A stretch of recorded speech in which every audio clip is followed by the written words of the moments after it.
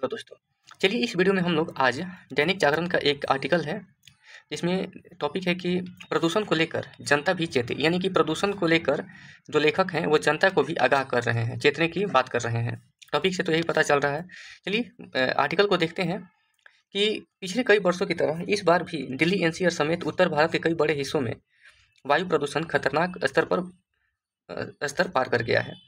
इसी के साथ वायु प्रदूषण से निपटने के सारे वादे धरे के धरे रह गए।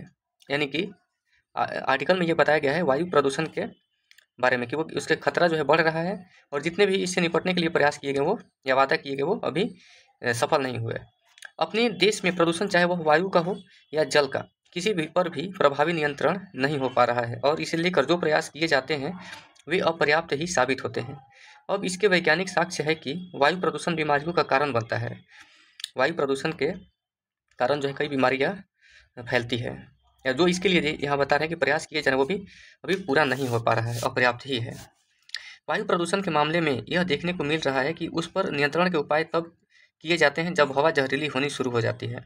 इस मामले में सरकारों के साथ सुप्रीम कोर्ट भी नाकाम है और इसका कारण यह है कि वायु प्रदूषण को सिर्फ सर्दियों की समस्या मान लिया गया है।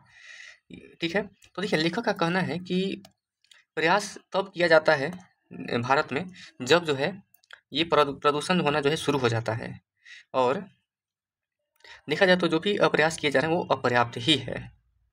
चलिए आगे देखा जाए कि, और देखिए एक चीज़ और है कि लेखक बता रहे हैं कि जो प्रदूषण की समस्या है वो सिर्फ सर्दियों की समस्या मान लिया जा रहा है विशेष रूप से। चलिए आगे देखते हैं कि यह ठीक है कि सर्दी शुरू होने पर प्रदूषण बढ़ता है, लेकिन उत्तर भारत के एक बड़े हिस्से में वह करीब 12 महीने रहता है। सर्दियों के मुकाबले अन्य मौसम में उसकी तीव्रता कम रहती है, लेकिन इसका यह मतलब नहीं है कि बाकी दिनों हवा पूरी तरह शुद्ध रहती है। समस्या यह है कि सरकारों की ओर से प्रदूषण से निपटने के प्रयत्न सर्दियों के आगमन के साथ तब किए जाते हैं जब पराली जलना शुरू हो जाती है। जब सर्दियों में बारिश होती है तो वायु प्रदूषण से कुछ समय के लिए राहत मिल जाती है और इसी के साथ सरकारों का ध्यान प्रदूषण रोधी उपायों से हट जाता है। लेखक बता रहे हैं कि सरकार के द्वारा जो प्रयास किए जा रहे हैं तो वो सामान्यतः ये मान के चल रहे हैं कि जो सर्दी के दिन है, यानी कि सर्दियों में ज़्यादा मतलब प्रदूषण बढ़ रहा है, तो ये जो भी निदान करने की कोशिश कर रहे हैं तो वो सर्दियों के समय ही इस तरह की प्रयास जो है किए जा रहे हैं। बाकी दिन ऐसा मान लिया जाता है कि प्रदूषण नहीं है। ठीक है, तो ये लेखक का कहना है। आगे देखते हैं कि सरकारों को यह समझना होगा कि वायु प्रदूषण से निजात तब मिलेगी जब उसे नियंत्रित करने के प्रयास पूरे वर्ष किए जाएंगे। तो बता रहे हैं कि वायु प्रदूषण से निजात कब मिलेगी, तो इसके लिए प्रयास जो है पूरे वर्ष करना होगा।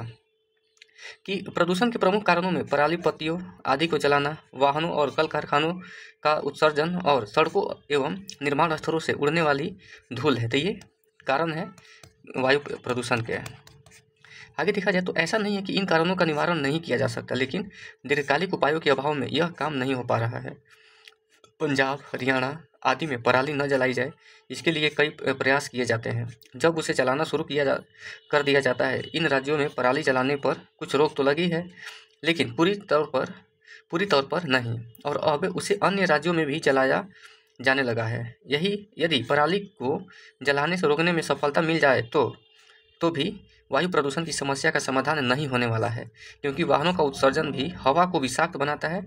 जब ट्रैफिक जाम के कारण वाहन धीमी गति से चलते हैं तो वे और अधिक विषाक्त उत्सर्जन करते हैं। देखिए इसमें दो कारण हम लोग देखें कि पहला तो है पराली जलाना, और दूसरा जो कारण है कि जो ट्रैफिक जब जाम होता है तो देखा जाए ट्रैफिक जब नॉर्मल स्थिति में चलती है तो प्रदूषण तो होता ही है, लेकिन लेखक बता रहे हैं कि जब वो धीमी गति से चलती है जाम वगैरह के कारण तो उससे और जो है विषाक्त गैसों का उत्सर्जन होता है। तो ये लेखक का कहना है। आगे देखा जाए बताते हैं कि दिल्ली एनसीआर समेत देश के सभी बड़े शहरों में ट्रैफिक जाम एक आम समस्या बन गई है। इसका कारण रास्तों के बाटलनेक, यानी वे स्थल जहां सड़कें संकरी हो जाती है, ऐसे बाटलनेक बढ़ते ही जा रहे हैं। वाहन इसलिए भी धीमी गति से चलते हैं क्योंकि पैदल यात्री फुटपाथों पर अतिक्रमण के कारण सड़क पर चलने के लिए विवश हो जाते हैं। देखिए लेखक बिल्कुल सही बता रहे हैं कि आजकल जो पगडंडी बने हुए होते हैं रोड के बगल में, जो आम आदमी को चलने के लिए जो रास्ते होते हैं, उन पर देखा जाए तो जो फुटपाथ पर बिकने वाले जो ठेले या छोटे छोटे जो दुकान है वो अतिक्रमण कर लेते हैं, वहाँ पर वो लोग दुकान कर देते हैं। अब आम जो नागरिक हैं पैदल चलने वाले, वो मजबूर होकर और वो सड़क पर चलना शुरू कर देते हैं। तो यही लेखक बता रहे हैं। इससे वाहनों के लिए सड़कें संकरी हो जाती है और यही कारण है कि जब लोग सड़क पर के जो मुख्य जो सड़क है उस पर चलना शुरू करेंगे तो जो सड़कें हैं वो पतली हो जाएंगी। चलिए आगे देखा जाए, कहते हैं कि यह वैज्ञानिक तौर पर स्थापित है कि धीमी गति से चलते वाहन प्रदूषण बढ़ाने का ही काम करते हैं, लेकिन इसके उपाय नहीं किए जा पा रहे हैं कि शहरों का यातायात सुगम हो सके। यानी कि बता रहे हैं कि इसका उपाय आज भी नहीं किया जा रहा है कि यातायात को और सुगम बनाया जाए। वायु प्रदूषण का एक बड़ा कारण सड़कों और निर्माण स्थलों से उड़ने वाली धूल है। चूँकि सड़कों की सफाई इस तरह नहीं होती है कि उनमें धूल न रहे, इसलिए वह वायु प्रदूषण को बढ़ाने का काम करती है। भारत की अधिकांश सड़कें इस तरह निर्मित है कि उन पर वैक्यूम क्लीनर चलाना कठिन है। ठीक है।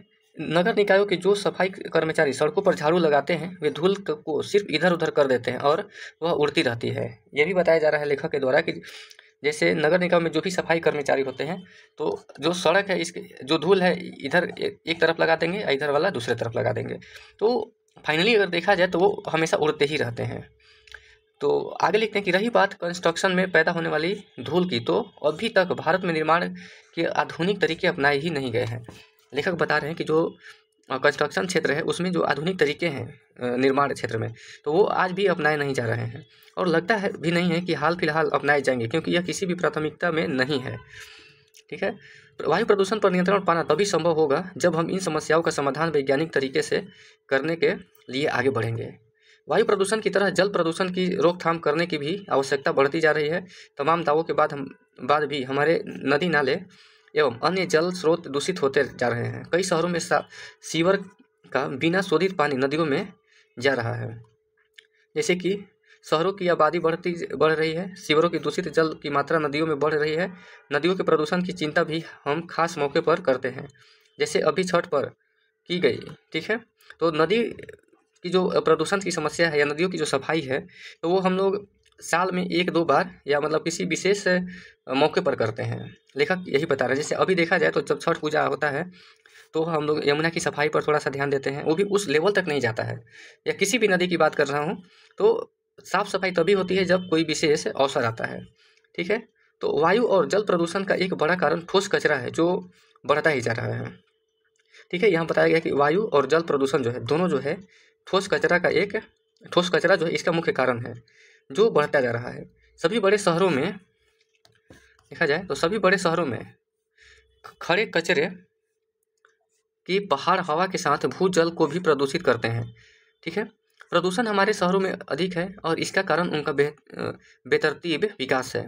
आगे देखा जाए तो राष्ट्रीय और अंतर्राष्ट्रीय मंचों पर प्रदूषण को नियंत्रित करने की बातें करने वाली सरकारें उनकी रोकथाम के लिए जमीनी स्तर पर कुछ नहीं करती।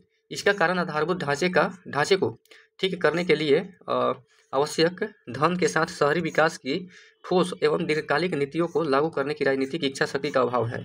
इस अभाव के मूल में है वोट बैंक की राजनीति। यानी कि जो भी चीज़ें या समस्याएं उत्पन्न हो रही है तो जो सरकारें हैं उसकी रोकथाम के लिए जमीनी स्तर पर कुछ नहीं कर रही है। लेखक यही बता रहे हैं।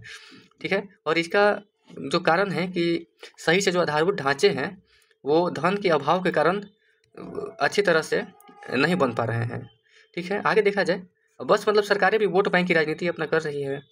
चलिए आगे देखते हैं कि इसके चलते ही पराली जलती रहती है, सड़कों पर अतिक्रमण होता रहता है और शहरों में अनियोजित विकास होता रहता है। एक समस्या यह भी है कि आम आदमी प्रदूषण से त्रस्त होने के बाद भी उसके खिलाफ आवाज़ नहीं उठाता है। देखिए बता रहे हैं लेखक कि सड़कों पर अतिक्रमण हो रहा है, शहरों का जो है अनियोजित विकास हो रहा है।